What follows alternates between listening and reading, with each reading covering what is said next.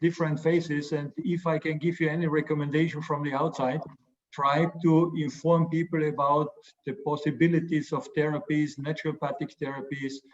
Fear and anger are the most important things people should avoid, because that hinders the immunity to fight against any virus. And Corona is a virus same than others. And you see all the risk factors. They are, if people have some deficiencies on different nutrients, minerals, vitamins. So to protect ourselves, I think it's the best to keep that in a best level. True. Aishwarya? Yes. Farah, can you check?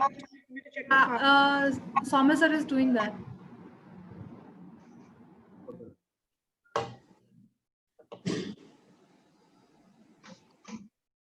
Mr. Sirusampin, tell us something also about Thailand. When you talk about, I mean, I was reading because I was just figuring about global tourism, and like quite a lot of Indians that do trickle into Thailand. Yes. It's a very, very famous destination to be spending time, tourism, etc., etc. July is what you all are saying that, we're trying to bring things back to normal. How is that going to happen? Are there any sort of positive outcomes that are appearing, or any sort of okay. affair over here? Actually, you can hear me, right? Okay. Yes. The situation is getting better. Now it's more relaxed. I will share with you during next month. It will be like the third phase of relaxations. Spa will open this coming up Mondays, but there's still some restriction, in terms of social distancing and everything. But in terms of traveling to Thailand for India, I think we'll take, to be optimistic, I think will be, last quarter, things will be similar to here in India. Things have to be done like gradually domestic first, and then, international. But international will be like start from your neighboring countries, around you, and then, start to open up. And they're also talking, I'm not really sure on this, but it's more like policy. They are talking about like the bilateral with two countries. Now that many people are talking about Australia and New Zealand model, like they will cross their border first. I think the trend would be something similar like that. Okay, but now is I just like listened to the webinar this morning. I mean, the successful on this is not only control the number of infected. You have to balance between the infected and your economic part as well, because otherwise Thailand might enjoy a good number of control, but our economic is now is really affect a lot now. Yeah. And Mark, what about, I mean, I just wanted to know, Six Senses, it's has it already opened up in India, or you are in the process of opening up another of these resorts over here? How are things going at this moment?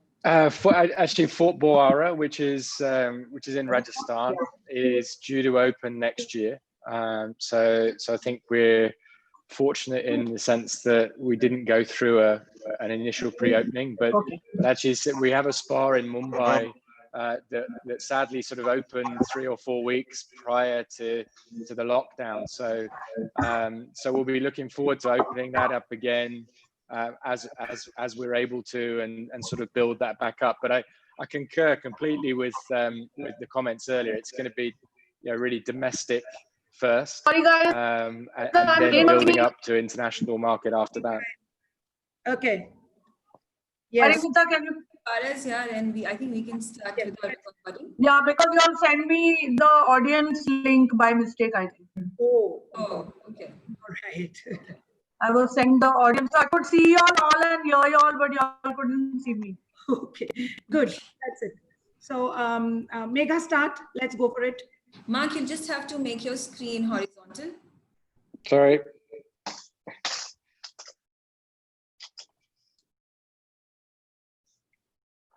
All right, so I'm going to start off, especially because it's going to be going on NewsX, so it's going to be a recorded session. So I'm going to start off. Good evening, you're watching NewsX. I'm Megha Sharma. At a time when the pandemic has hit the entire globe, There is a lockdown that has been extended in various countries, and this lockdown has sounded the death knell for the global tourism. A lot of tourists are actually fearing flying from one country, from their own city to another country for fear of contracting the disease, which has also led to the plummeting of the revenues for global tourism and hospitality.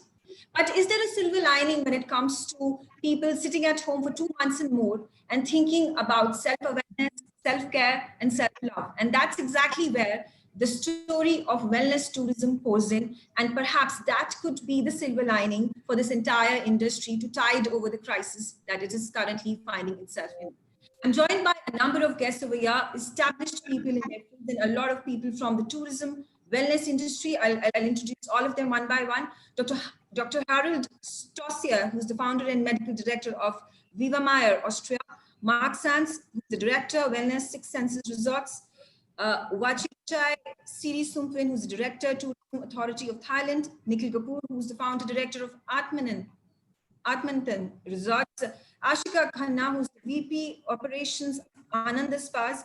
Farah Khan, who's a famous film director, who has to her credit, obviously, a lot of films, a lot of big banner films, the likes of Om Shanti Om, Main Hoon Na, Happy New Year, and she's worked with the top of the creme de la creme of the industry, Shah Rukh Khan, Deepika Padukone, Akshay Kumar, et al. And Parinita Sethi, who's the publisher and chief editor of Global Spa, Peak Life, and Millionaire Asia magazine. She has 17 years of experience in the wellness industry and currently runs the most successful and popular wellness magazine in the country. Parinita, I'll come straight to you first of all, since you have been in the industry, you have studied the trends for the past 17 years, 2 decades almost. How does the market look like? And especially when we talk about wellness spas, wellness tourism, because now there seems to be a reawakening of sorts amongst people across the globe and India particularly. So thank you, Megha. It's great to be, talking about wellness tourism, which, like everybody knows, is really, really very close to my heart. Now, wellness tourism has been growing exponentially since the past 10 years. Though wellness has been part of our lives since ages, and we all know that queens and every royalties using bathe, are seeing pictures of all the Maharanis. We are seeing pictures of all the Maharanis, etc., being pampered by the Dasis. It's always been a part of our lifestyle. But gradually, over the past 25 years, it's become something that even the general public has been consuming in a very, very big way. Well, let's say in the fast-paced life that we have been even the general regular executives have started making wellness a part of their life. So it's no longer a luxury. I think this fast-paced life has made everybody understand that wellness is going to be rather a necessity than a luxury. In fact, when I forayed into wellness some 17 years ago, wellness was something that was not so, people were just beginning to understand what exactly wellness is. But over the years, we've seen that people have started taking wellness tourism, and it's become a big thing for everybody to take, which have, even if it's not a main wellness holiday, at least some part of their holiday will have wellness in it. So over the years, wellness has been growing exponentially. And in fact, pre-COVID, wellness tourism market was pegged at about 4.2 trillion world over. 2020 was the year where wellness travel was going to take over all other forms of wellness. But of course, COVID has made everything change. But having said that, I think post-COVID also, we are going to have a situation where the first travel that really comes back, because everybody is going to be stressed, everybody is going to be locked in, it's going to be wellness that is going to be very important. Now, I've been reading some things about chemical-free holidays, healing holidays, nature cures, digital detox holidays, even something like sleep retreats, people are saying, because they're stressed. So analysts do believe that there will be a significant shift towards wellness, but I'm sure the panel will be able to tell us a lot more because they are there in the market. They know how the reaction. But the demand for wellness, if I give you a few figures, is wellness tourism was a 639 billion market in 2017 and was projected to reach 919 billion by 22. Of course, everything has changed. and the whole thing is going to be rebooted. But I sincerely feel that wellness tourism is something that people are going to come back to in a big way. But let's discuss it with the panelists to really know what's going to happen in wellness tourism, what they are going to do. Yep. Yes, absolutely. We should just let's open it up to the panelists. My first question, I'm coming to you, Farah, because film industry and tourism are joined like this. How does filmmaking get affected? How is filmmaking getting affected? Of course, there are no shoots that are happening, but again, outdoor locales are going to be a difficult task to manage, let alone domestic. We're talking about foreign travels. Maybe I could barely hear, but I heard something about outdoor Outdoor locales. shoots and foreign locales. How are you going to completely manage your? You know, yeah, I think those may be still easier to shoot because you take a smaller unit and you're contained within a hotel or a shooting resort kind of thing where you quarantine yourself and then everybody just lives over there and shoots the film or the schedule and comes back. Instead of shooting in Mumbai where at the end of the day everyone needs to go back home. So that's going to be a challenge. And also you tend to have a bigger unit when you're shooting in your hometown. So I think that depends on how many countries are going to open. From Thailand, esteemed guest Mr. Sidri Sumpan will know whether he would allow shootings to come to Thailand with, from people from COVID affected countries, which is now almost every country barring New Zealand. Because that may be a easier way of for us to do a longer shoot. Just say that everybody get tested, go and quarantine yourself and start, and then everybody just lives in that place. Right. Mr. Sampan, you would want to take this question.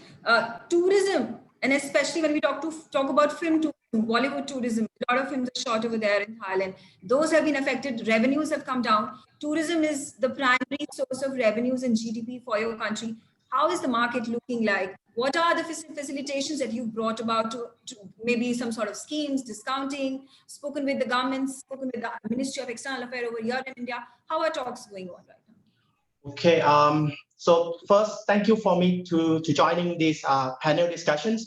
So my view will be in a big picture as the representative of the government tourism agencies. So for Thailand, of course, tourism is nearly about 18 to 20 for the GDP. So that is a lot. Yeah. So this is one of the hardest hits for the industry.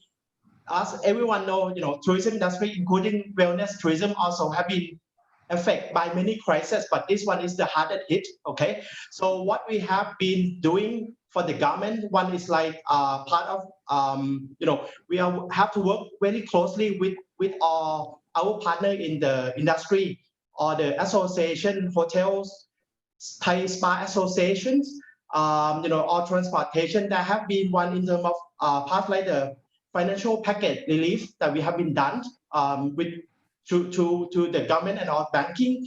But at the moment, what we are looking at now is like boosting back for the confidence. So I can share with you now that last Monday, we just launched our national standard of safety certification we call Amazing Thailand Safety and Health Administrations. So this project will be done by everyone in the tourism industry. So now it's a time of building up back of the confidence.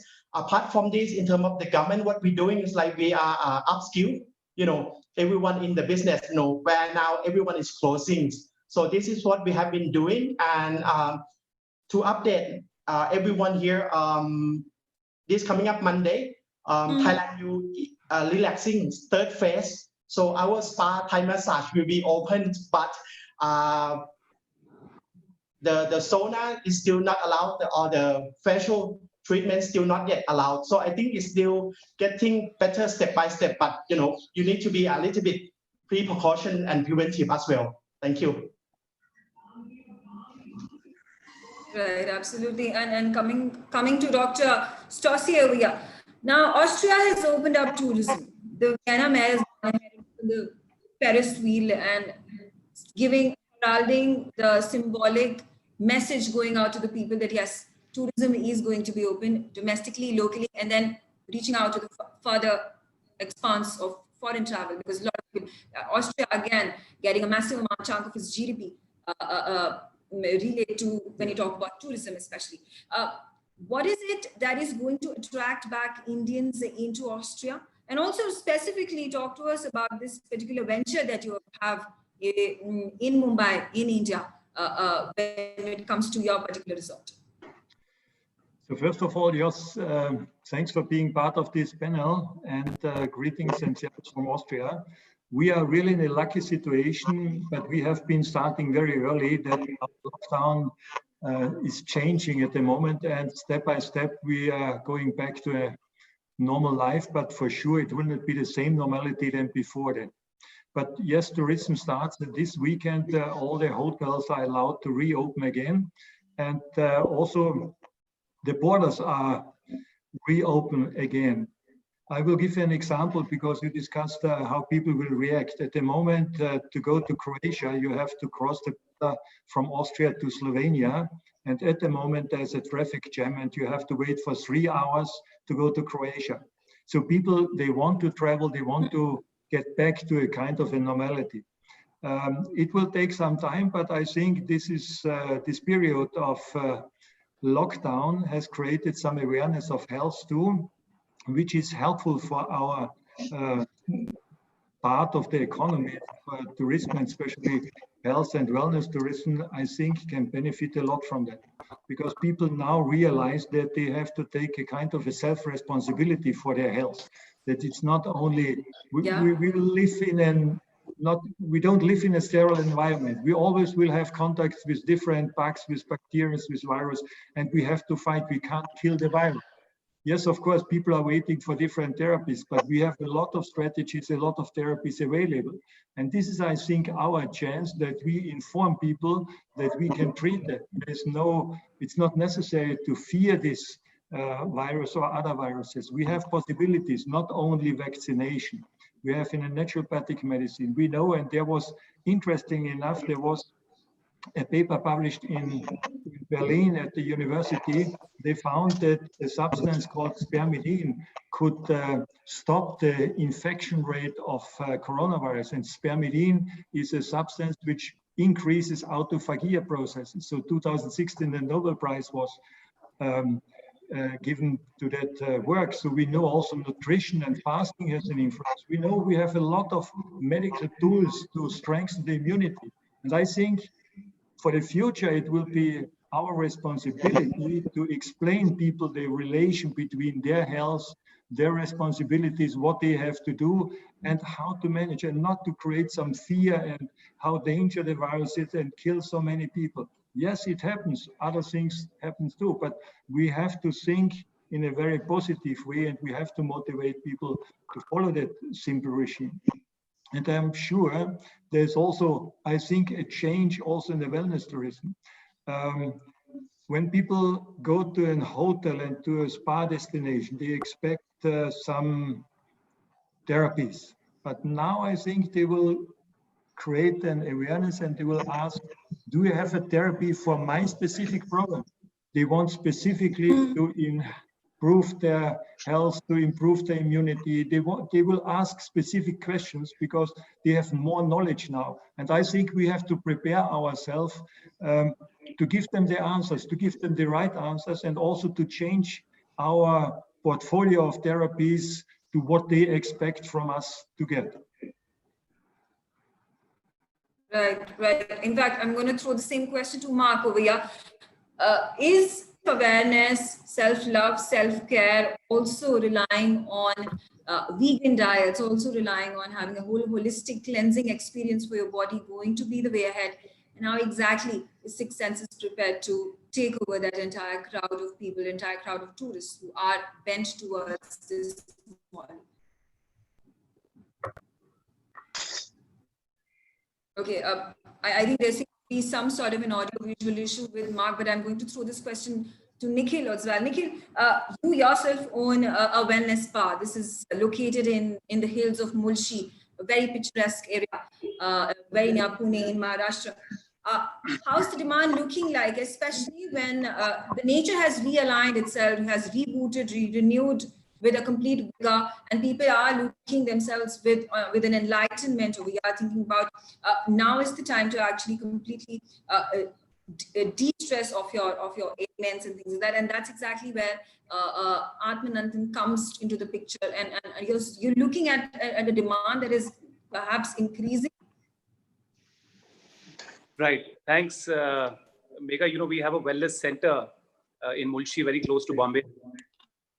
And, you know, all through these last 2 months of lockdown, we had many of our clients, you know, calling us from the nearby cities as they felt that this was the right time to park themselves, you know, at a wellness center. And, you know, what you just said is absolutely true. You know, going forward, COVID has done for the wellness industry what, you know, we've been trying to do, you know, some of these other campaigns which we have. There is such an increased awareness on preventive health. Our entire attitude towards well-being is changing. And now Indians especially are going to become more and more mindful about where they park themselves on holiday. You know, so they are going to choose destinations which are an extension of their lifestyle in the city. If you are eating good food in the city and trying to work out, you want to travel to a destination which understands what you want. And that is why people are going to start traveling for health, look out for healing centers, wellness centers, and they're going to demand deeper transformations, you see, and that is what we do at Atmananthan. More than, that's why I said we're not really a one component of what we do. You know, we cater to clients who are looking for deeper transformations, and our programs are designed in a way that we empower the client to take care of their own health, and that for us is the biggest transformation.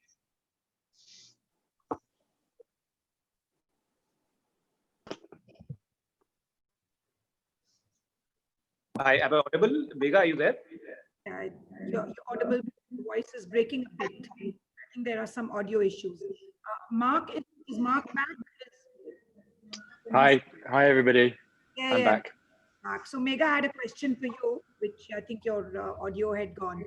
Is that what are you planning to do now that you have so many? You have 20 resorts all over the world. What is your plan for making sure that the traveler comes back? I think it's about building confidence with people to come back, and I think as we've sort of discussed a little bit earlier, that it's very much going to be domestic tourism that comes back first. So each resort has a different strategy related to their domestic market, and really trying to encourage them to come back. And of course, as airports start to open and international travel comes, it's about building confidence with those guests that would typically come and stay with you. So you'll see a lot of the hotel brands going out and talking to their clients, their customers, and the world, telling everybody the enhanced hygiene methods, sanitation, cleaning methods they're using. And I think where the wellness industry and where hotels such as yourselves and Six Senses really play a part is that we can go deeper than that. We can go further. We can enhance the quality of people's sleep, really helping to boost their immunity that way, give them the right sort of nutrition, but also give them access to advice in property so they're able to talk to the right people and they have something that's very engaging. So really for us at the moment, we've had a number of hotels that have been open throughout this period.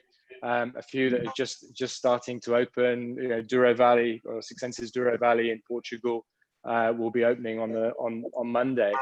And I think with all the different markets, you'll see a different level of comfort.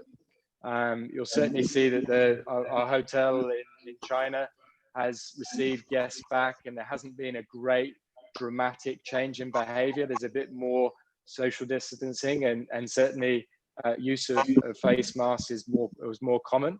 But I think as we move into our European properties open, I think we'll get more of a sense of the temperature of how people will respond to the various measures. So of course we're creating spaces so we can provide that social distancing, but we're also looking at how can we enhance and re-engage with guests, reconnect with them, get them back, after being so long isolated, to try and welcome them back into the fold and allow them spaces where they can reconnect with friends, family, or just with the local community. And of course, it's all got to be done in a safe way, and we've got to make sure that we are ensuring that we follow the regulations of each location that we're operating in. But then we have various standards that we put in place above that in terms of hygiene practices, and of course, how we look after our hosts as well. So there is this fear of contact. Everybody's talking about contactless. How is the wellness industry going to cope with the contactless, because it is such a touch and feel industry? What do you think is going to be the way forward? How will you get rid of that fear that people have of touch? This one's for me?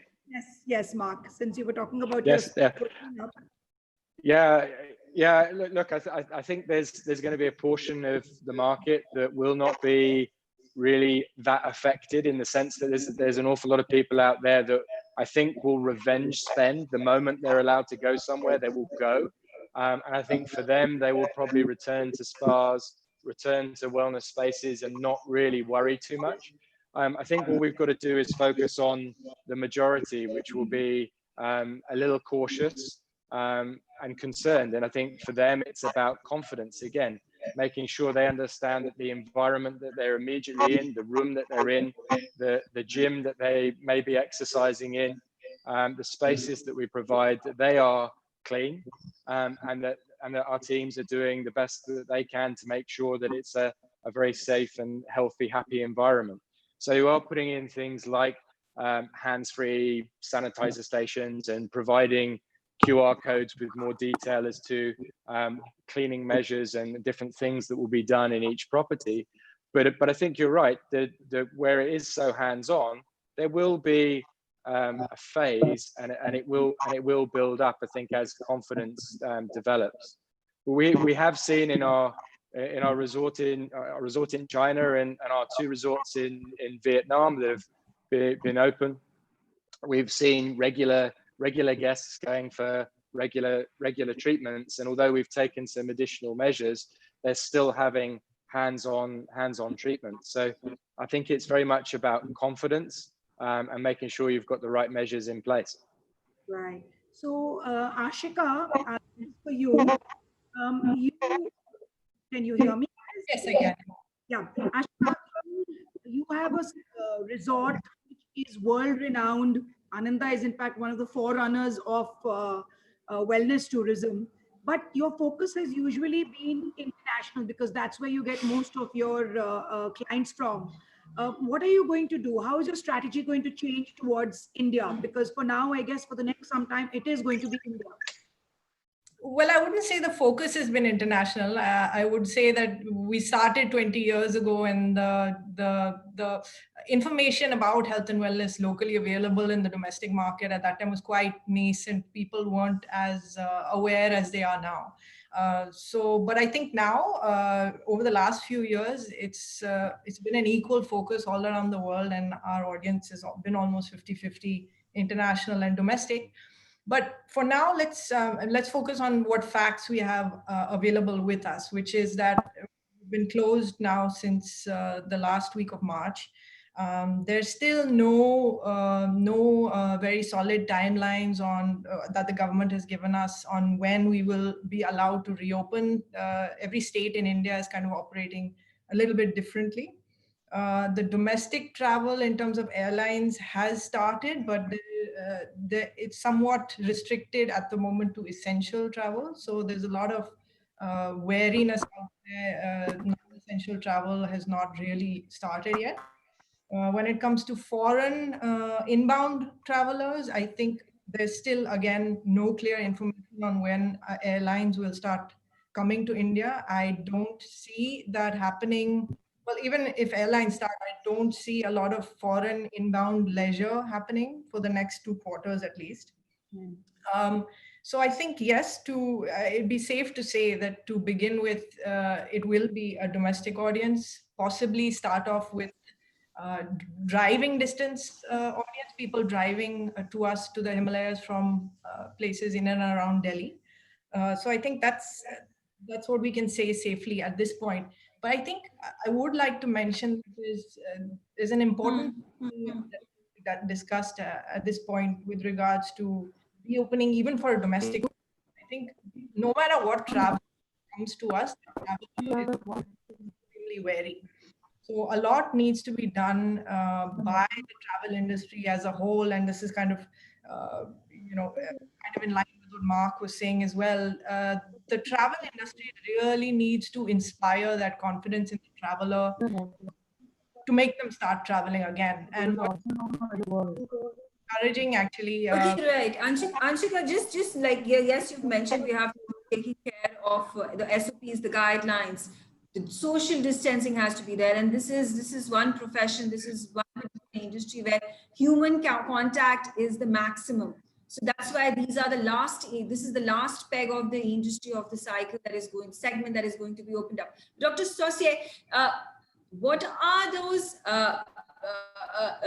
baits, for lack of a better term, are being provided to these visitors, to these tourists, to leave their homes and travel to if not foreign locales, at least domestic areas? Because what I was reading was that a number of these organizations, a number of these tourist agencies would go about, and even countries, they're giving their take care of the coronavirus cases. Everything is going to be saying that your stay is wholesome.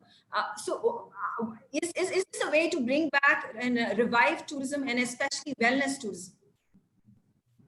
So first of all, let me add one idea. Yes, we have a kind of a social distancing, but this is one of the biggest enemy of wellness and health. So we know, and I agree totally with Mark Sands, that we have to guarantee the safety of our guests, that we have to do hygienic standards. But this we also have to do because we are a medical center. So that's not new for us, that's our standard.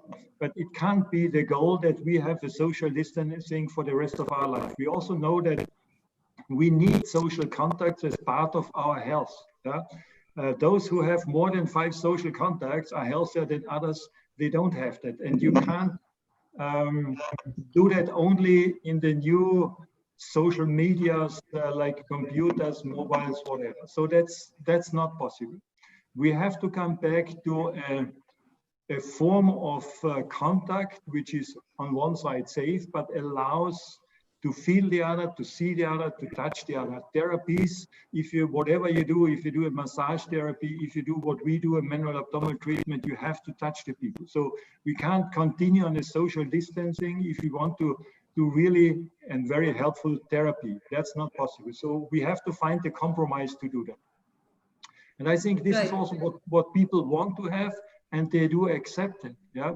So those who want to get in these therapies, they accept that the social distancing is maybe important if you go in a big crowd of a concert, but not in wellness, not when we are talking about therapies. Yeah. And I think that has really changed. And this is what we are working on. So we have, of course, created some programs where they can get the boost for the immunity and so on. But for me, the important is also to tell people that they have the possibility to increase their quality of life, their health, by following a few simple rules. And this is what we have to give to them. And tourism is changing also in that way. For example, in Austria, we have closed very early in the beginning of March. And step by step, we saw the reduction of these lockdown restrictions. First, we have opened the restaurants.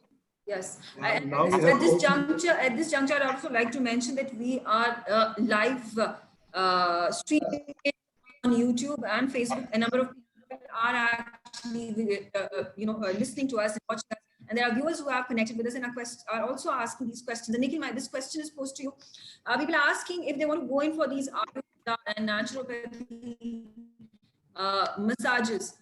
How exactly is that going to be a contact?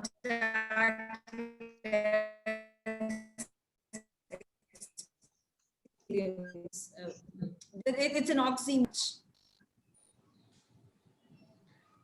Megha, Meg- your voice was breaking. If that, I don't think I heard that fully. Yeah, you'll have to repeat that, Megha. Okay, there seems to be a network issue at my end, but I'll try my best. Nikhil, the question of contactless massages. Okay, Right. Ayurveda, naturopathy, how exactly is that challenge going to be circumvented by a spa center like yours? Right.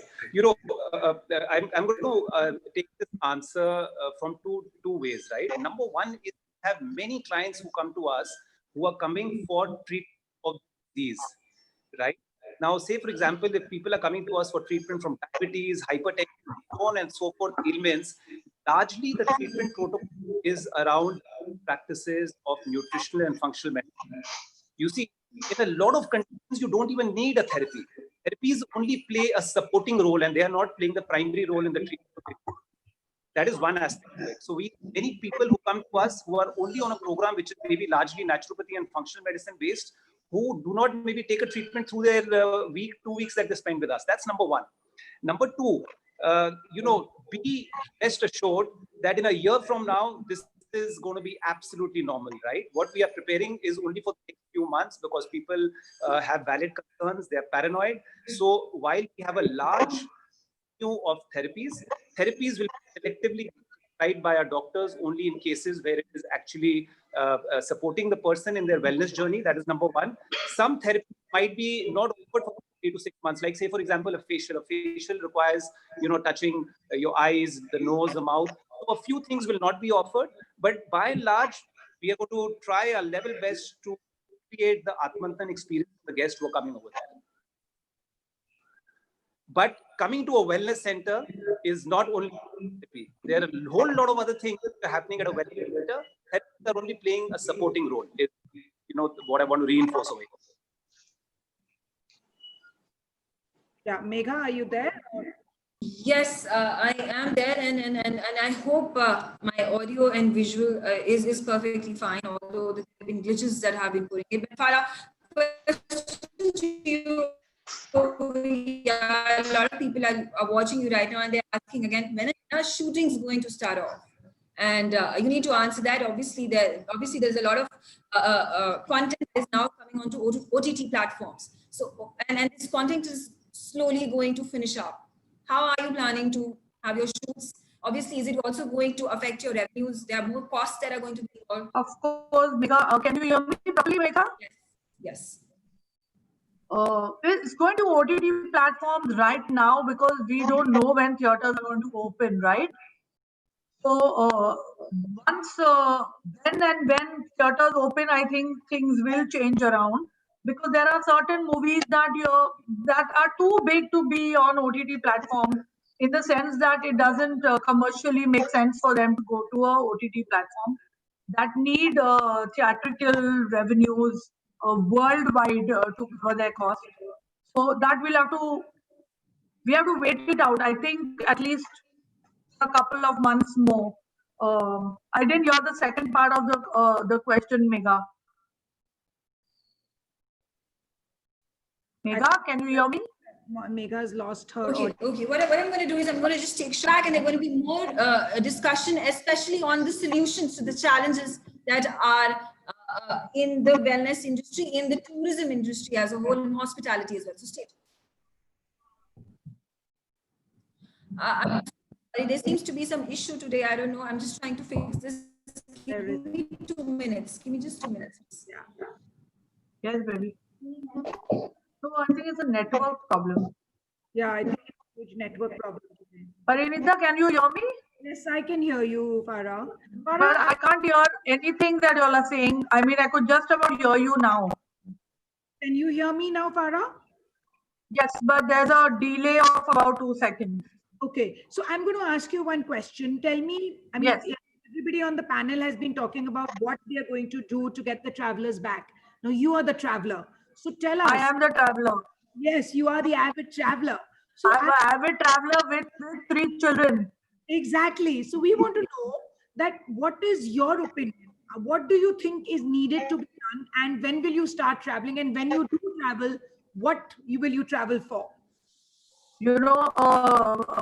Parita, definitely. I mean, our holidays are going to start in June, July, and just about in March we were booked to go to Finland to see the Northern Lights because the children had a spring break, and of course we cancelled that in the nick of time before Corona hit India, just anticipating that it's going to become bad. Yeah, but I think we are going to think. Sorry to everybody there, but we are going to think 10 times before we travel now. Earlier it was like, let's go pick up. Where shall we go? If you read something, you see something interesting. But now it's because just the thought of the preparation that you have to do before you can travel. And if we go there and we need to be quarantined, I mean, it'll really have to be worth the time and the preparation and the fear factor also, especially because I travel with my kids, unless of course I go to Viva Mayor. Those are my 2 weeks alone in a year. So I would think that I would probably go to some place like a Viva Mayor where I don't need to take the kids, which is my travel, because I'm guessing it'll be more sanitized. It is a wellness. I've been there very often. I love it. All I can ask my son, where I know that a lot of care will be taken about sanity and about sanitation, mostly, not sanity, that too. Yes, any question?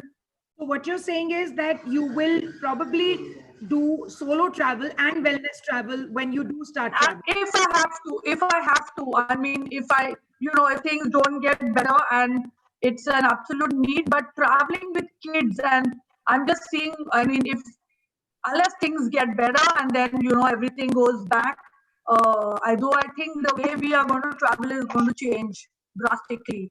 Once the way we travel changed after 9/11, and I think now the way we are going to travel is going to change after COVID-19. I mean, it's just going to be a lot of hassle just to get inside that airplane and get out of it. Yes, so we're actually talking, I guess, maybe 6 months from now when things get better. Hopefully, I'm being very optimistic when I say 6 months from now, because I'm in. Yes, because we were actually sitting that day and counting. I was telling the children now how many places we have actually been to in the world, and it's a lot. And we're grateful that we got to travel to all these places before there was a lockdown. Most of these countries we traveled to in the last 4 years, from Italy to Spain to UK to US to Maldives. I mean, Iceland, I don't know if it's in a lockdown or not. But we are avid travelers, and that's something I'm going to miss terribly this year. Yes, now. So I'm going to ask Ashika this question. Ashika, what are your plans now for opening up, and when you do open up, what are the protocols that you're going to be putting in place? Yeah. So I was saying earlier that I think the travel industry needs to come together as a whole to really inspire that traveler to start traveling again. And I think it's been very encouraging to see big hotel brands coming out with their standards and policies and procedures with regards to safety and hygiene. And then what that's allowed is create a sort of benchmark, which will eventually, I hope, turn into a sort of industry standard or a minimum standard that is required by all hospitality in India. So that should help reassure the traveler. But I think there are a couple. I mean, of course, there are a lot of things that we're doing with regards to health and sanitization, whether it's deep cleaning of various areas, whether it's social distancing norms, whether it's a lot of digitization to reduce the touch points that each customer comes in contact with from the time they enter the hotel till the time they leave, staff safety procedures. So there's a lot of plans obviously in the pipeline. I'm not going to get into a lot of specifics of that, but I think being in the health and wellness business, we have to be extra vigilant. And there are a couple of some specific things that we're looking at. There's no clarity on those as yet, but we are looking at certain rapid testing techniques to ensure that tested before they come into the hotel, but the efficacy of these tests is still kind of unfounded. So we're still waiting for more information on that. Things are changing really on a daily basis. But I think, again, specifically to the health and wellness business, there are many opportunities and challenges that I think that the industry faces. One, I think because we deal with people's health, I think people have a much higher expectation of us. And rightly so, because we have all the experts and the infrastructure available to be able to guide them and advise them on how to live a longer, stronger, healthier, more sustainable life. So I think they also trust us more. But that being said, I think businesses in India, at least the domestic audience, expects businesses to somewhat change. And like you mentioned earlier, the big elephant in the room is how do you adapt health and wellness while negating the aspect of touch or reducing the aspect of touch. Now, fortunately for us, I think the Indian health sciences lend itself very well to this low touch approach to well-being. So if you think about mindfulness as a concept, it's something that people have spoken about all over the world. What is mindfulness and where did it really come from? Mindfulness is yogic, it's meditation, it came from India. And so we're using actually a lot of these techniques to design new programs. So we're using the consultative process of Ayurveda, we're using nutrition, we're using meditation, we're using yoga, we're using all of this to create programs with a more mindful focus that address emotional and spiritual balance. I think another thing that's going to be very important going forward is immunity. Ayurveda has had incredible success with immune boosting techniques and interventions. People have actually cured themselves completely of COVID, using Ayurveda, the techniques of Ayurveda. And so we specifically designed programs for this as well. So the need of the hour is everybody is going to need to find their own way to adapt. Fortunately for Ananda, all these things that I spoke about, these are the pillars on which our philosophy is built. So it's yoga, Ayurveda, meditation, spirituality. So for us, it's been a natural shift to be able to sort of alter our offering in this manner, but everybody's going to find their own way. I think another area where we a lot of people will be seeing the world over, many people in the health as well. We've had success with in contact with our guests. So we've been offering a lot of remote wellness services, from Ayurvedic consultations online to yoga sessions online, meditation sessions, personal meditation sessions, even physiotherapy sessions online.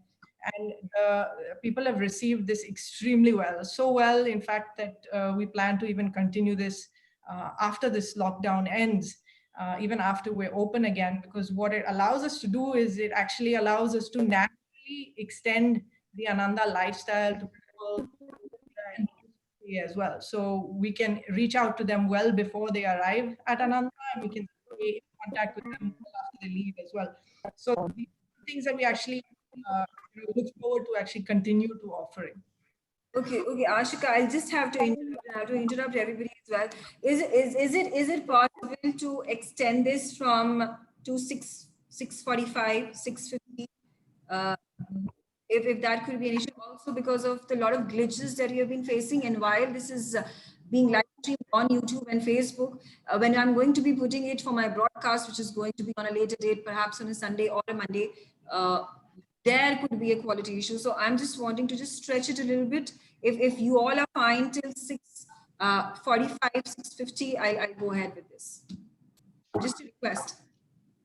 Okay. Yeah. For me, it's fine. Are we all good with that? Megha, can I leave at 6:30? I have another one at 6:45.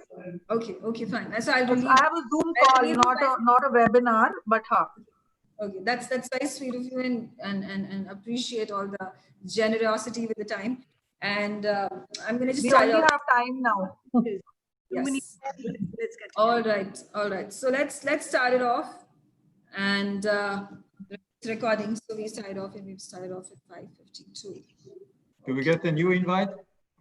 Yeah, no, we're starting off here again. The recording goes on. I'm just going to reintroduce you all, and I'm going to tell you the technicalities later on. So, good evening, everybody. You're watching NewsX. I'm Megha Sharma. And while it is the corona pandemic that has engulfed the entire world, it is the hospitality and the tourism industry that is suffering the most. That is why, because of the fact that tourists are now fearing traveling from one city to another city, let alone traveling to foreign locales for holiday destinations. The revenues of the hospitality and tourism industry have dropped. But is this a silver lining as well? Because people are looking within, they are looking to create more self-awareness, more self-love and self-care. And that's where wellness spas and wellness centers come into picture.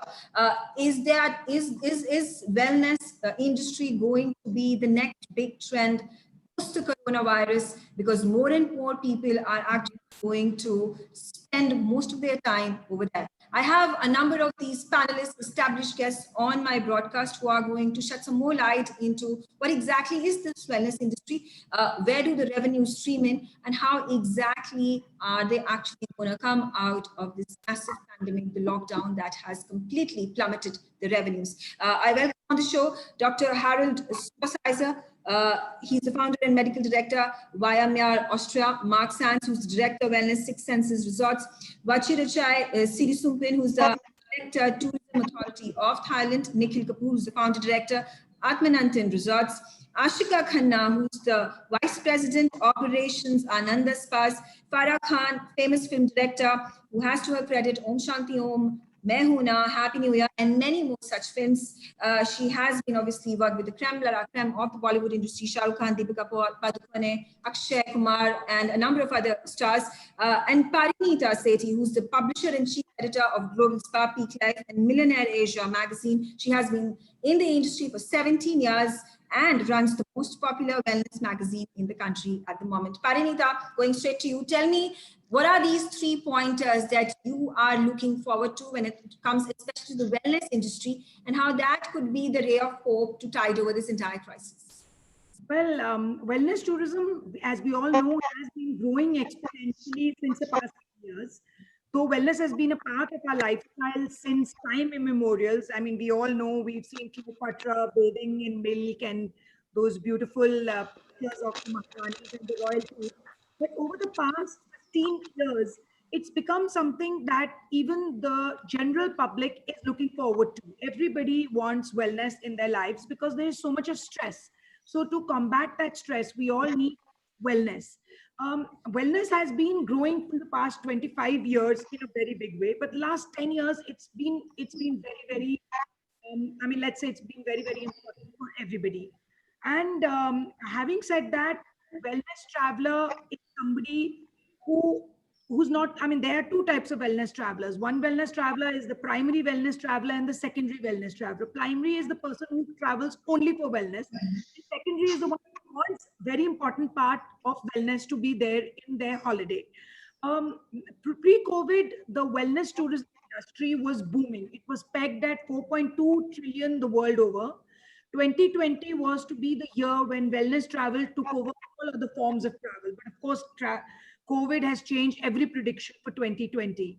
So tourism as a whole has taken a hit.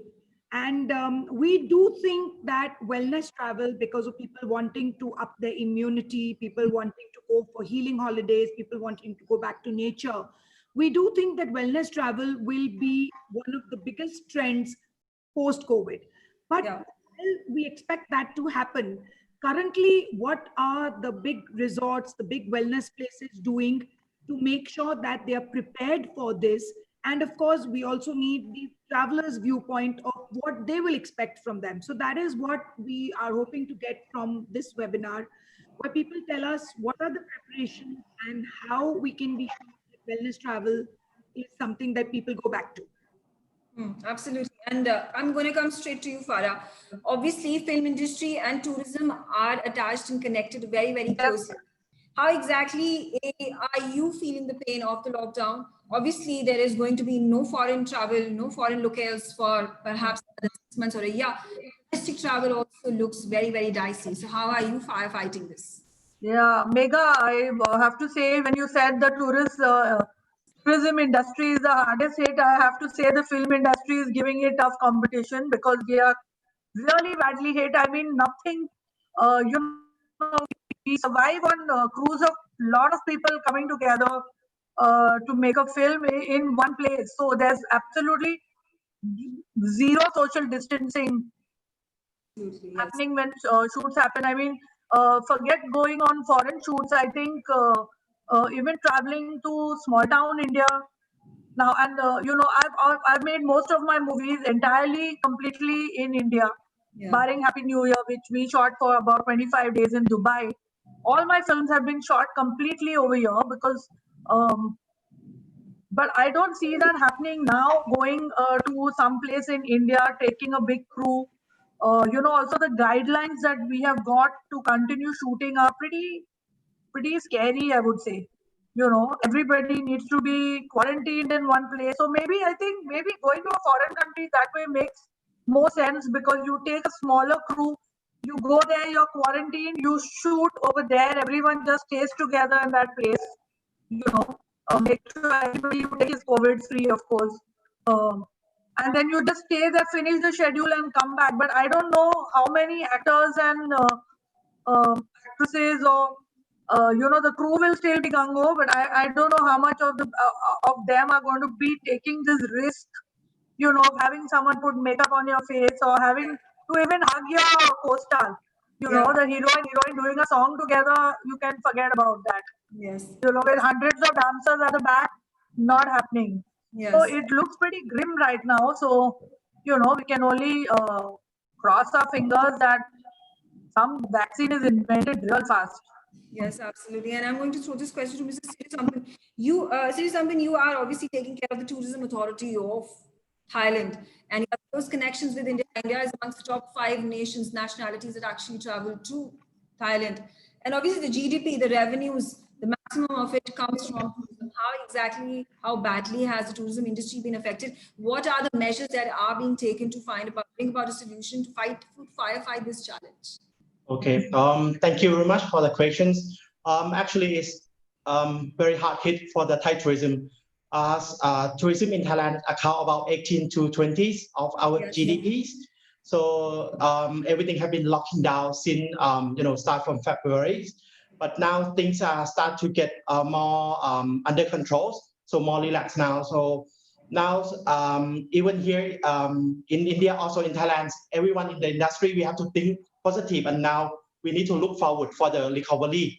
So you know, at the moment we are start preparing ourselves to welcome back the tourists, which of course will start from domestic and then gradually international later, which I hope, just crossing my finger, at the end of this quarter. But we need to see between, you know, how the movement, the regulation will be having. At the moment, as part, we already start off one of our standard to ensure confidence of safety, like setting up our Thailand safety and health certification coming up. So what we need to do now is about communications to building up the confidence, right? Right. Okay. So building up confidence, obviously, that is pan industry. That's the sentiment that is coming in from a number of these people who are the owners, the founders, who are actually talking with their employees. But Dr. Stossier, want to understand exactly how things in Austria. Obviously, Vienna, the mayor has gone ahead and as a symbolic action gone ahead and opened up the Ferris wheel, the giant Ferris wheel. It's obviously going ahead and heralding the tourism industry resumption. How are things in Austria, and as you compare it to India? If you could just give us a picture. Yeah, so first of all, servus from Austria. And yes, we're in a lucky situation. We have started very early with the lockdown and with all this reduction, but now step by step we go back to more or less normal life. But we also know it will not be the same normality than before. I agree, we have to create a kind of an safe situation for people who want to travel. And we have to guarantee also that when they come to our centers, that they feel safe, they have no risk to get an infection or something like that.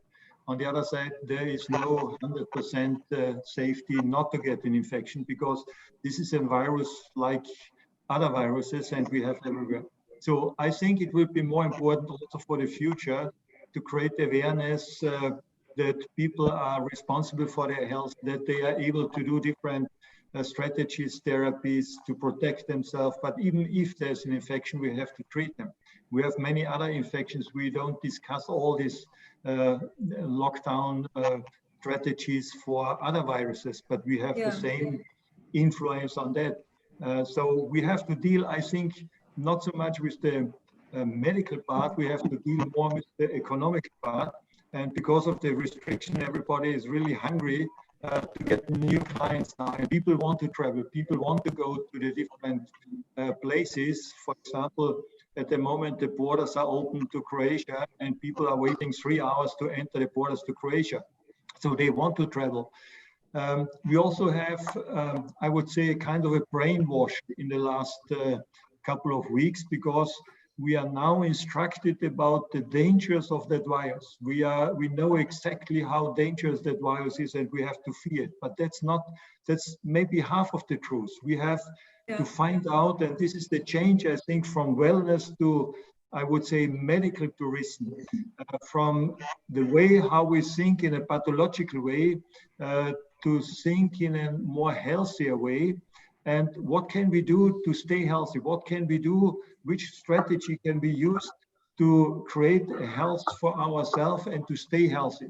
And this is now to talk about nutrition, to talk about lifestyle, to talk about awareness, to talk about minerals, vitamins, trace elements, whatever. I think every culture, every area has different strategies, but at the end of the day, it's more or less the same. But we have to think in a very positive way, because I'm also sure nature has no interest that we are sick. Nature has an interest that we are healthy. And that awareness we have to create, and we have to help people to stay as healthy as possible. Absolutely. Mark, if you could take this question. Six senses, how exactly is wellness tourism going to bring about a change, a transformation post-coronavirus?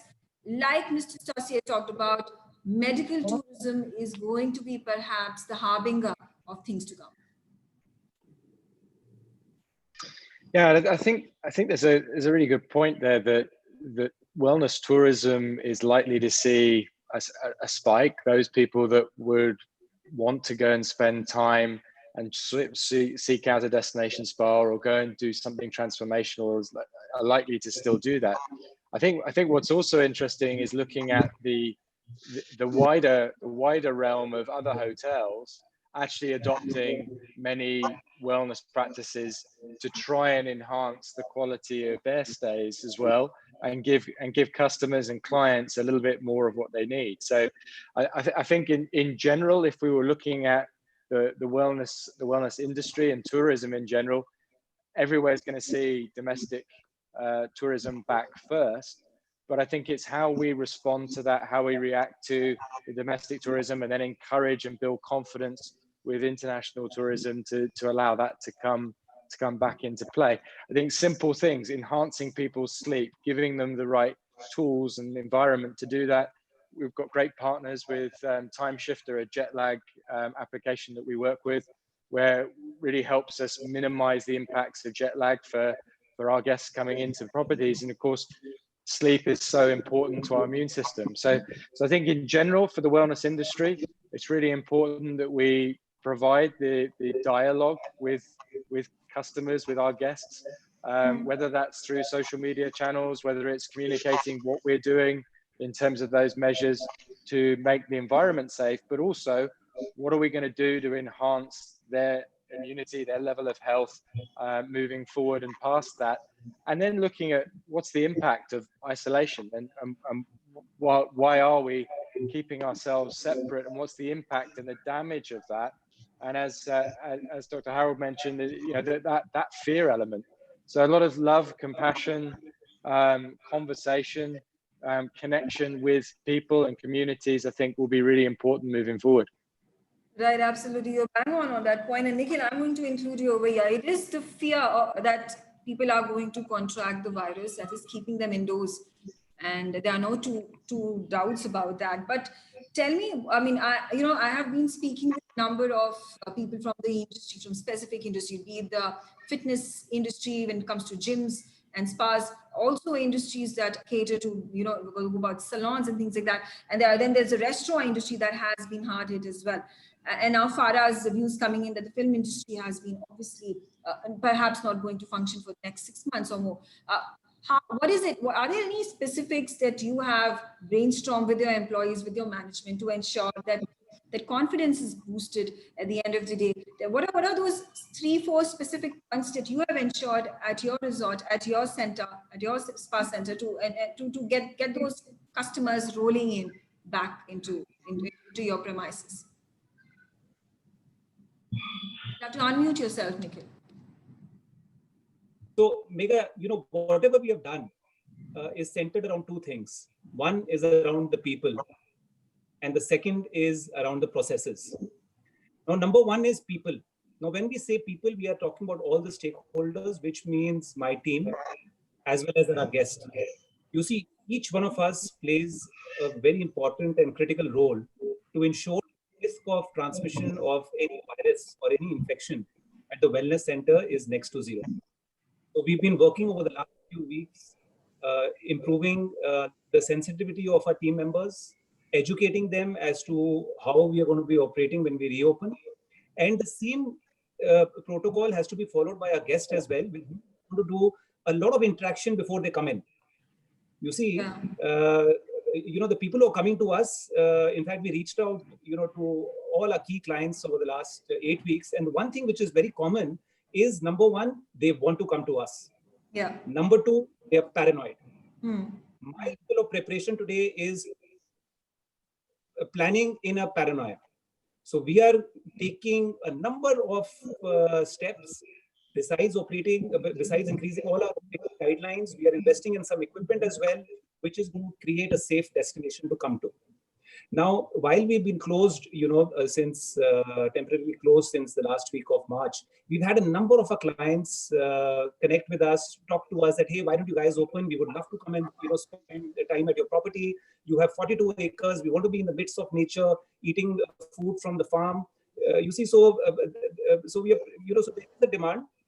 While I see it not that active for the next 3-4 months, but I think January onwards, we are going to hit viable numbers. And from there on, it's going to be a surge. I also want to share that with the COVID crisis, you know, there is increased awareness amongst people regarding their preventive health.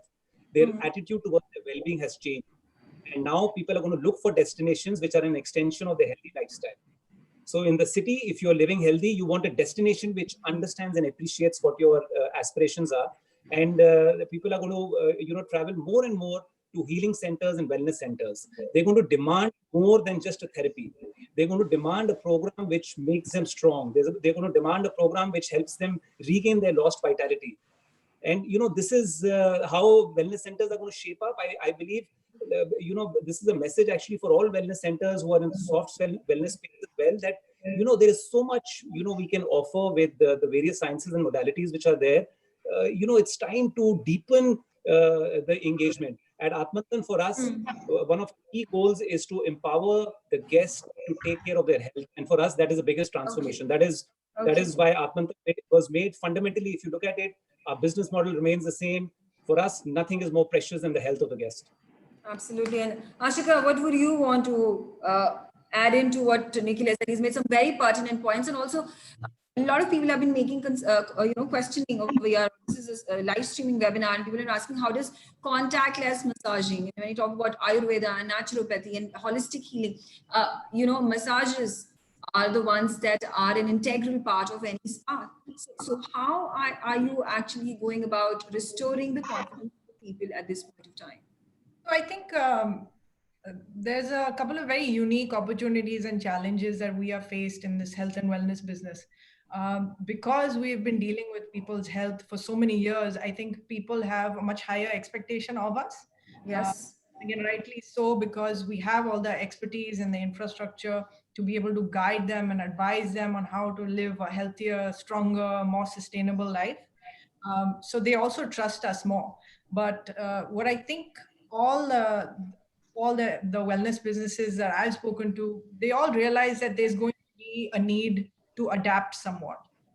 Everybody is going to need to change a little bit. I think the consumer has adapted what their understanding of well-being is for the short to medium term. And I think businesses are also going to change possibly their business model, again, for the short to medium term, and also their offering. Yeah. What that means is, the elephant, of course, in the room, what you mentioned is that how do you negate the aspect of touch or reduce the element of touch, right? So for us, the Indian health sciences, fortunately, lend itself very well to this low touch, no touch approach to well-being. If you think about mindfulness as a concept, it's something that people are talking about all around the world. We've actually used a lot of these techniques of mindfulness, which actually has come from India, like yoga and meditation. We used a lot of these techniques along with the consultative process of Ayurveda, nutrition as well. We've used these to create a lot of mindful programs which address emotional and spiritual balance. We've also created a lot of programs around immunity. So if you look at Ayurveda, for instance, it's had great success with immune boosting techniques and interventions. People have cured themselves of COVID using Ayurveda specifically. So that's going to be an important focus area for us going forward. We've also had great success with remote well-being services. It's something that we tested out for the first time. We weren't sure whether people would be receptive or not. I'll come to remote wellness, and how exactly is that concept? Megha, just a request. Sorry, I'm interrupting you. This is a request to Nikhil, Ashika, and Dr. Stossier. Maybe they should think of some kind of COVID discount for the travelers. Also, since nobody has made any money in the last 3 months and not knowing when we are going to travel next, maybe that will be a incentive for people to actually, take the plunge and travel if they give some sort of incentives and discounts to the travelers. Right. May I react directly? Do you think there's a discount on health possible? Yes, but doctor, Nikhil, everyone has to think 10 times now before they can. Farah, I just want to very quickly come in over here. And this is me saying it, so. Yeah. So, I think, what you brought out is a very important point, if you ask me. You see, today we are in a totally different stage as far as health and wellness is concerned. There was a time 20 years back, a doctor used to be in a hospital like how they used to be. To have a well-being and a welfare officer in a hospital as well. So, for me, what you've just said is fabulous input as a client. And I think it's something which we need to note. And at the same time, whenever we do engage, we will try and share with you what is the kind of value which a wellness center adds as well. But I think that's fabulous input for us. And I appreciate that feedback. Yeah, that is why it's important for us to have a consumer who tells us exactly what they need. That is important. And who seems like the middle class person. Yes. A number of European countries have gone ahead because their primary source of revenue in GDP is tourism. So they go about giving discounts and treating the tourists who do end up contracting coronavirus, and all those sort of wholesome services are being provided. But Farah, yes, this is a very important point, and everybody who's watching must be thinking about it at some point of time. And Farah, but also talking about parents of young children. It is very dangerous for kids to go out over there. Parents are taking all precautions whatsoever. They have not opened in India and other parts of the world as well. While certain other countries do have some sort of regulations, sort of wearing those wings to ensure this social distancing that is happening. How are you managing this? And tomorrow, if you decide to take your kids to a wellness spa, to a holiday, what are your thoughts? See, Megha, we've been managing pretty all right. See, I have triplets, so they kind of keep each other occupied, and I can't imagine what a single child must be going through being locked down at home. So I have 2 girls and a boy, and they're all 3 the same age. And luckily for us, school is online, so that's the better part of the day is looked after. But yes, they are getting cooped up now, and my son wants to go play football with his friends, and the girls want to go to their ballet class. They don't want So of course it's a challenge, but we've been managing pretty okay. We play a lot of games. My husband and me, we have games night every day. Okay. A certain amount of time is kept for that family time, games night, and but like I said, it is going to be a challenge to travel again. With because till 2 months ago it was, we were all like, oh, children are not getting COVID, oh, what a relief. But that's not the case anymore. So and you do worry about the children. They're not going to be as cautious as we would be, so that is why I'm saying that there's certain incentives, to come with your kids or to come to a safer environment, and certain discounts would help, especially a larger family like us, to take the plunge and take the trouble to travel, because it's going to be, I feel, a hell of a lot of trouble. Like I said earlier, the way we travel is going to change quite drastically. I mean, it changed after 9/11, and now it's going to change after COVID. So, as I'm reading about all these people traveling to Delhi and all, and it all looks like they're going into outer space. Yes. So it's, Yeah. so you're worried all the time who has sat on the seat next to you, and or before you. I don't think you want to ever, go pee for that entire duration of the travel. And this is only short-term flights I'm talking about.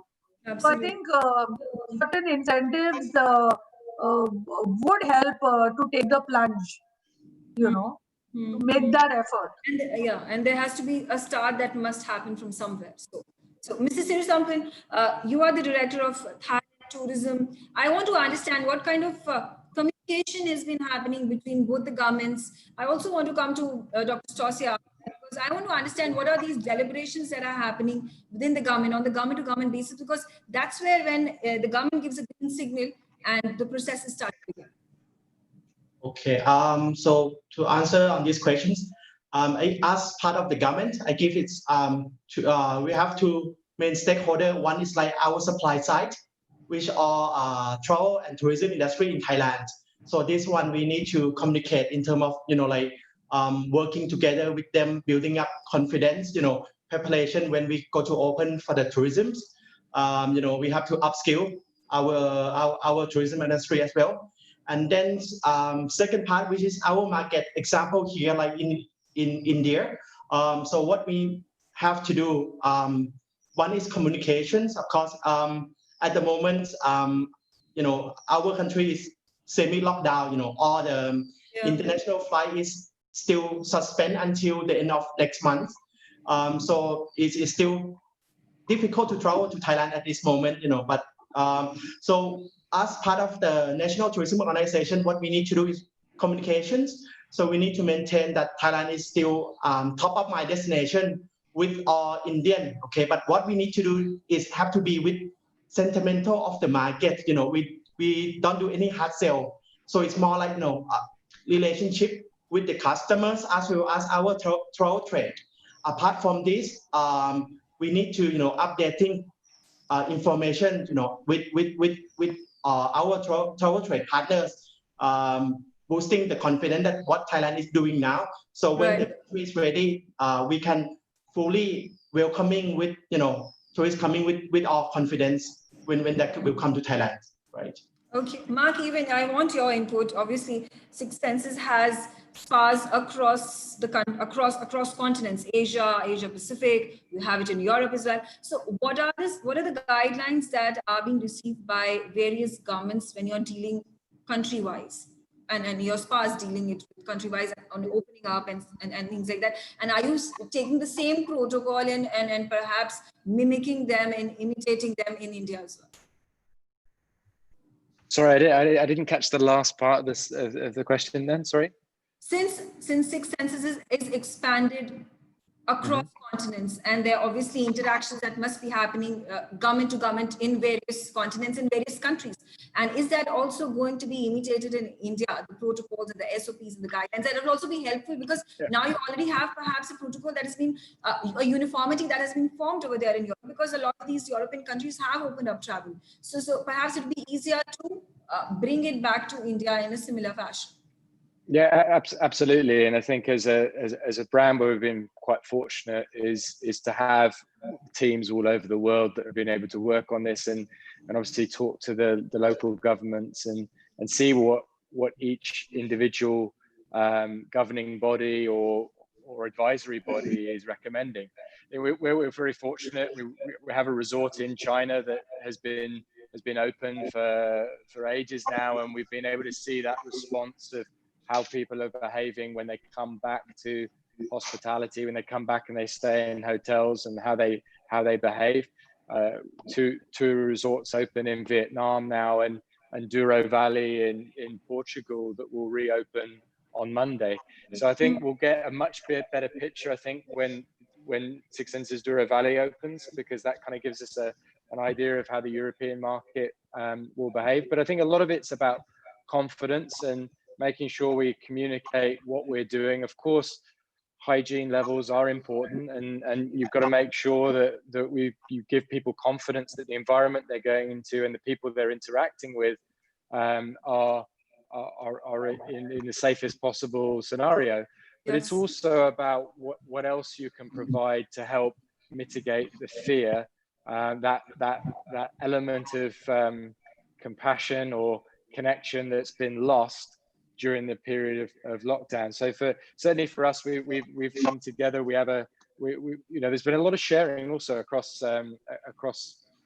different brands within hospitality and also across industries. You learn from hospitals, you learn from airlines, you learn from all different walks of life. In Bangkok, if you walk into a coffee shop, you have to scan a QR code, mark that you've been there, and then that's where you find your menu. And these are all things I think that you start to look at taking into consideration when you reopen. Those elements of minimizing touch points that maybe aren't so necessary. And if you want to go full tech, then you can start to control all the devices in your rooms and your blinds and your TV and your air conditioning just from your own device. Mm-hmm. And before I let Farah go, because she has important. It's okay, Megha. If you have anything else to ask me, please do. Yes. I'm coming to you, Farah, and I wanted to know you as a consumer. Now, right now, just Mark said that it's artificial intelligence, it's technology that is going to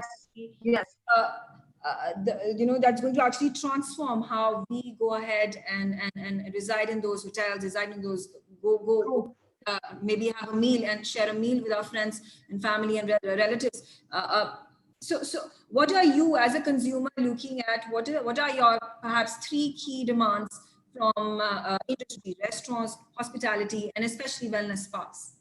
Megha, if any of them put out an advert saying our staff is tested whenever, and we have absolutely COVID-free staff, I think that's a very big incentive for all of us to head over there. They can guarantee that the staff is tested regularly, and of course the people who come there are also tested properly. Like shoots now, the guidelines are that everybody needs to be tested every alternate day, every morning. I mean, I don't know how practical that is, but if like Atmantan or Six Senses tell me that we have COVID-free staff, they live over here, they are quarantined here, they all live within the premises, and I mean, I'm going there, and of course, like Mark said, I mean, I think we are going to do that everywhere now, to have artificial intelligence and just voice commands,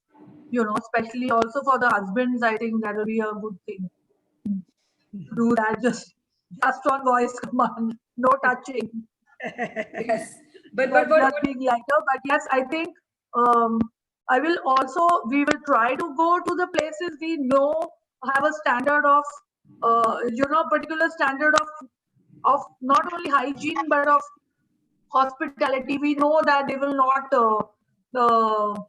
lure you falsely or be careless with their guests. Yes. Like Ananda or Atmantan, we know that they will the guest will be God, and they will look after the guest. That will be the priority. So I think all these things, and then also how familiar you are with that place. I'm definitely not trying anything new.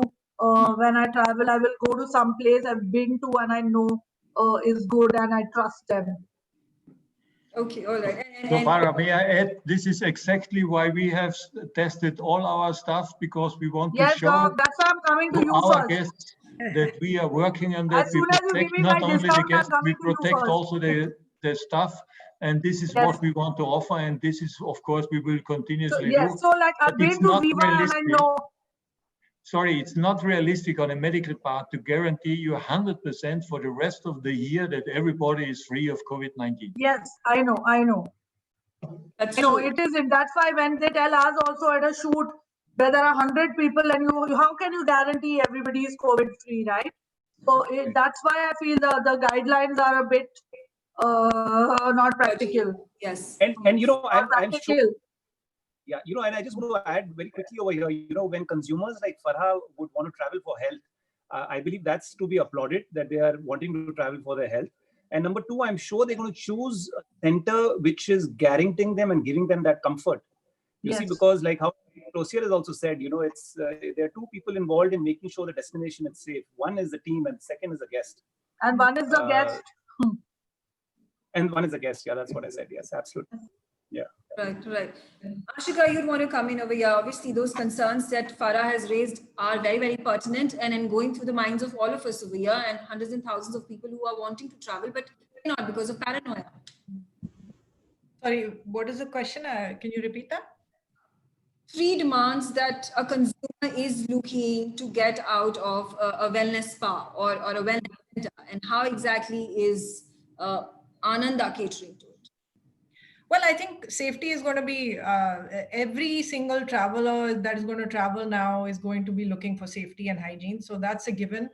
Like I said, it's very encouraging to see this industry actually come together, release all their policies, procedures, guidelines with regards to safety of the staff as well as the guest. There's a lot that all of us are doing.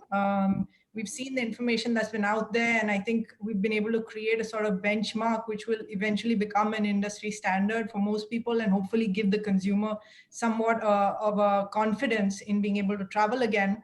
So whether it's deep cleansing techniques of all the areas in the hotel, whether it's social distancing norms, whether it's reducing the number of touch points that each guest has to come in contact with from the time they enter to the time they leave, whether it's digitization, whether it's plant and machinery for sanitization. This is what we've thought about as hoteliers for the last 3 months, and we've all got plans in place to be able to implement that and provide the highest level of standard for our guests and our staff. I think that's our duty as people in hospitality and as hoteliers. Yeah. So these are all plans that we have in place. I think in health and wellness, we need to be extra vigilant because of the nature of the business itself.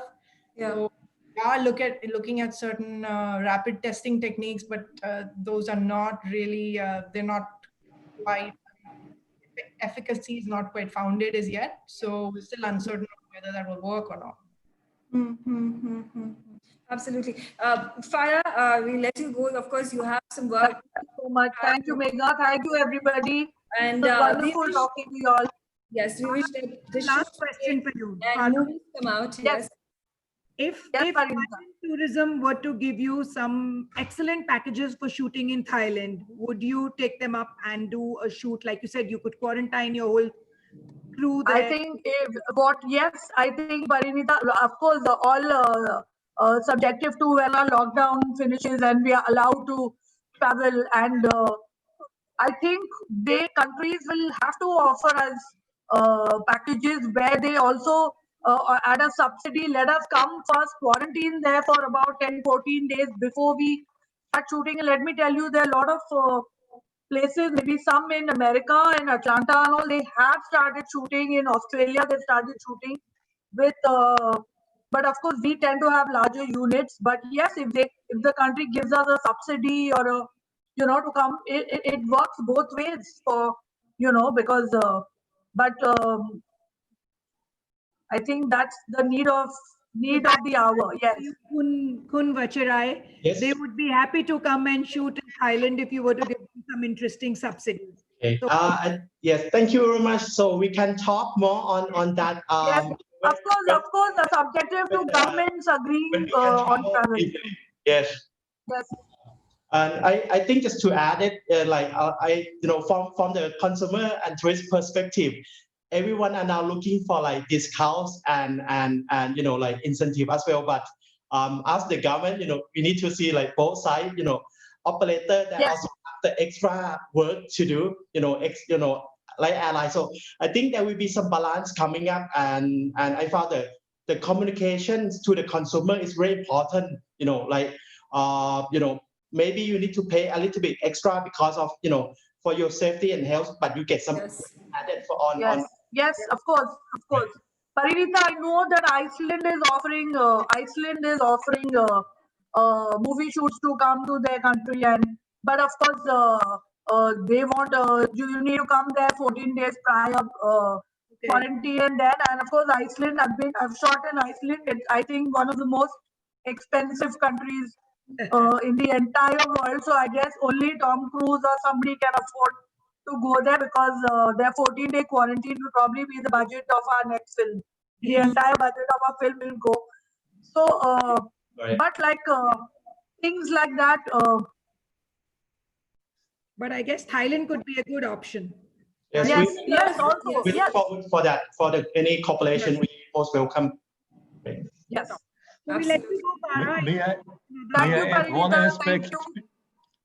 May I add one aspect because of the price? If you want to get really a long-term effect, we should not discuss the pricing. Of course, everybody wants to get the best price.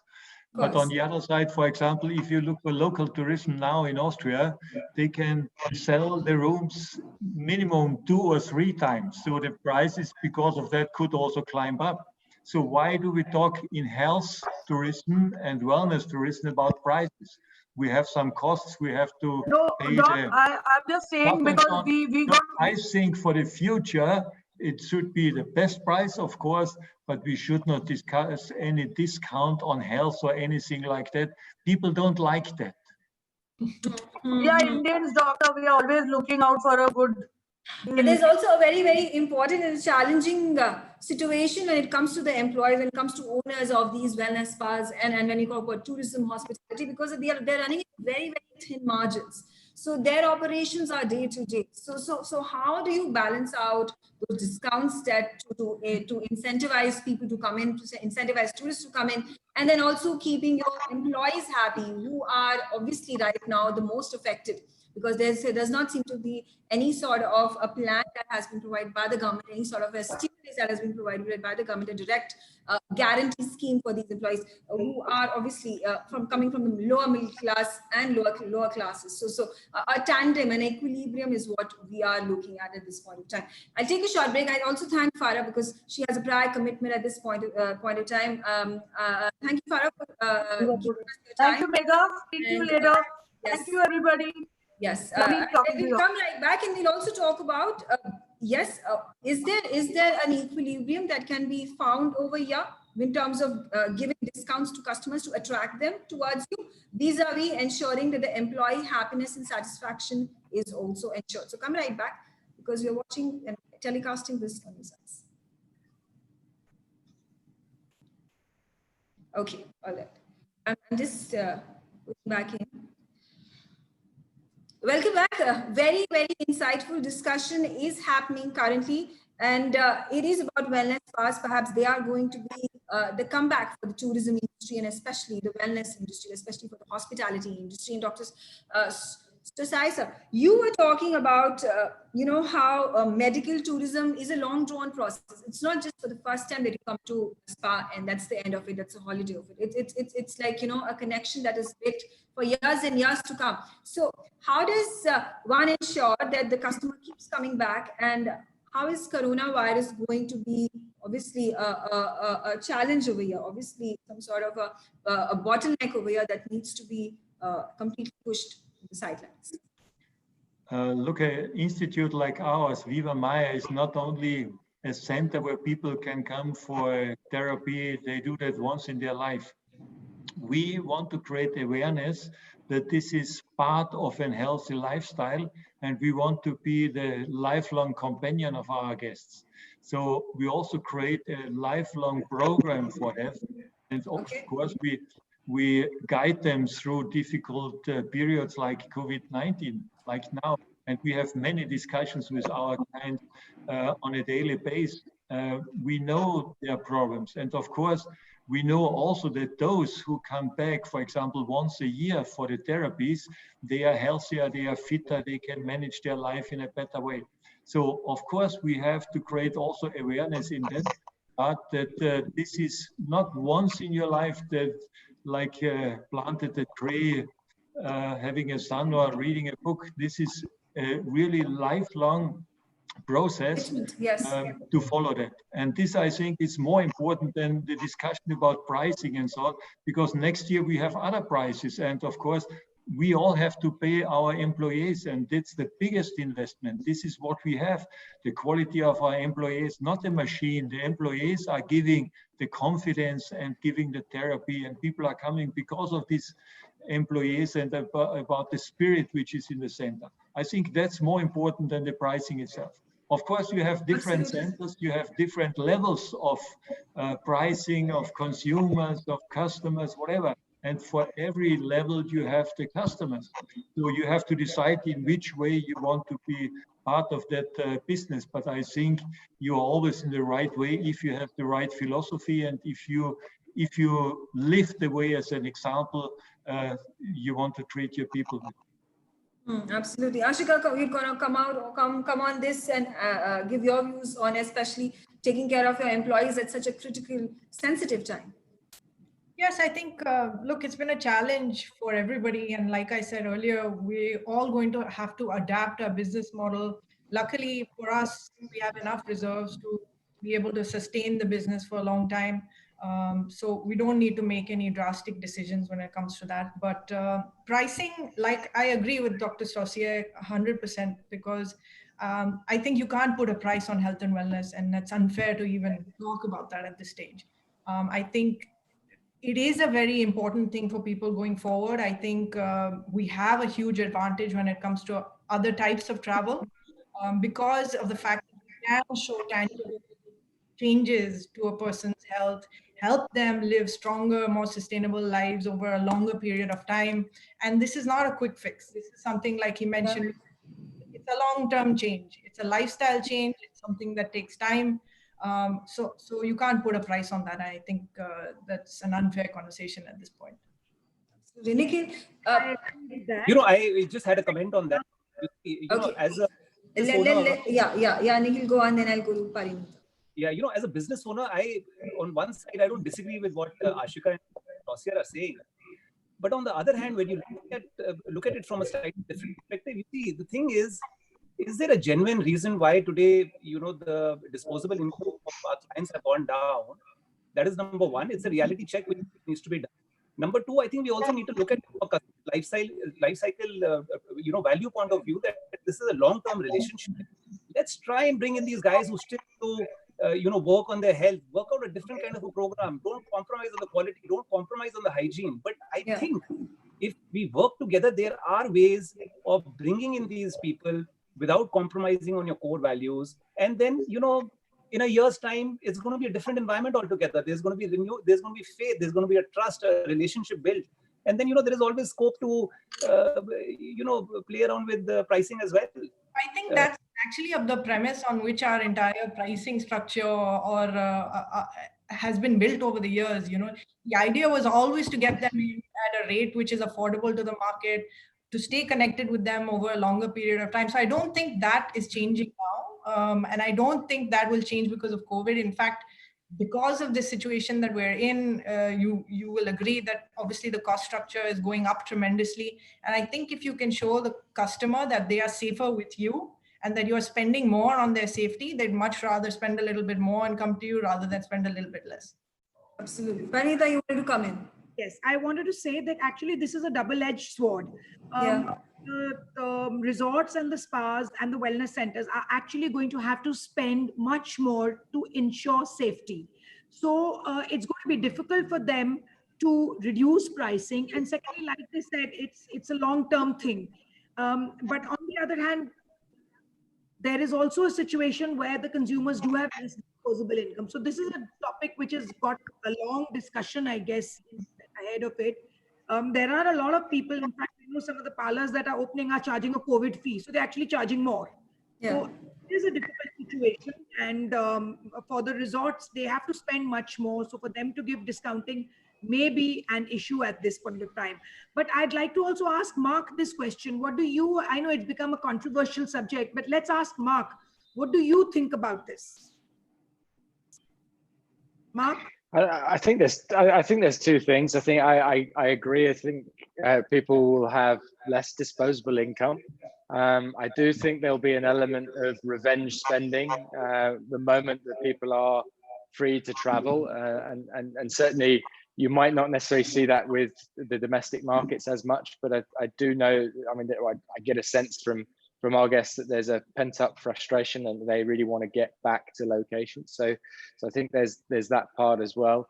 I agree that there'll be an element certainly of the costs going up for operators, but also that's about management and adapting to situations and being quite fluid in how you adapt. I think a lot of our resorts when we initially come back are not going to be running at the occupancies they were a month or two prior to all this starting. So there will be a factor in terms of coming back maybe with a slightly lighter number of the team, build that up, and of course make sure the measures are in place. So I can kind of I see it from both sides, but I'd also say that hospitality and hotels generally are fantastic about flexible pricing. That's what they've always built their models on, whether it's high season, low season, and at the end of the day, it will be supply and demand, and those locations will adapt.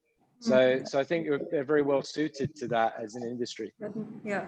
And before I close this entire discussion, I would also want to have one last word from Mr. Sirisampil. How exactly, as an individual, have you learned to cope with this pandemic? Perhaps you've not seen this before in your life, and what are the intakes that you've taken post-coronavirus era? Okay. So at the moment, what we need to do is I think it's something new for everyone. It's news, virus, new disease, new impact that no one have been facing. So for me, and I think everyone in the industry, as everyone have said, which I agree, we have to stay positive, right? And we need to look forward.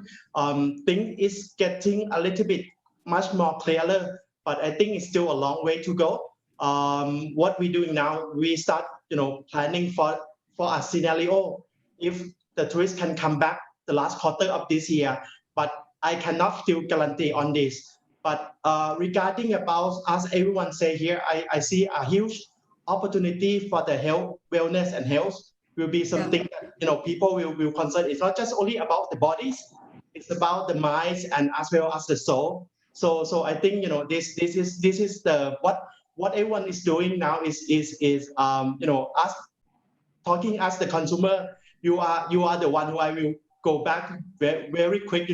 I need some good massage and some therapy for my office syndrome as well. Apart from this, just last one thing, I did talk with some of the spa operator in Thailand. Okay. Now it's like the spa will start to open in Thailand this coming Monday.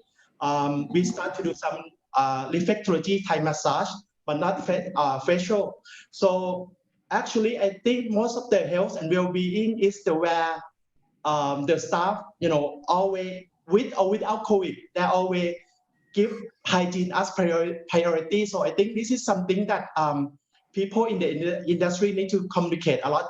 Like everyone have this already, but just communicate and people will understand more and feel trust and confidence on this. Surely, right? Absolutely. I think that definitely is consensus. It's consumer confidence that needs to be regained by the tourism industry, wellness spas especially. It has been a very, very insightful session with all my guests over here. Thank you for joining us on the broadcast. We'll want to actually come back in just a few weeks and talk again about how things have changed, especially when the lockdown 5 or a much relaxed lockdown is in place in the country. And what are the measures, what are the SOPs, what are the guidelines that have been followed?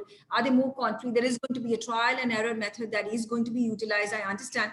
And that's exactly why we'll come back again, we'll discuss this again, and to touch upon more finer points of the hospitality industry, of the tourism industry. Thank you so much for joining us. Thank you, everybody. Thank you. Bye, guys. Bye Thank so you. much. Thank you all. Thank you for cooperating. Lovely session. Thanks, Parinita. Namaste now. Thanks, Nikhil, Mark. Thank you, Ashika. Thank you. Ashika. Nikhil. And Mr. Siri. Thank you, everybody. Thank you so much for joining us. It's been a I'll pleasure. keep you posted on when this airs on NewsX. Yeah, sure. Okay. Thanks to everybody and good evening. That was from Austria. See you. Bye-bye. Take care. Good night. Good luck.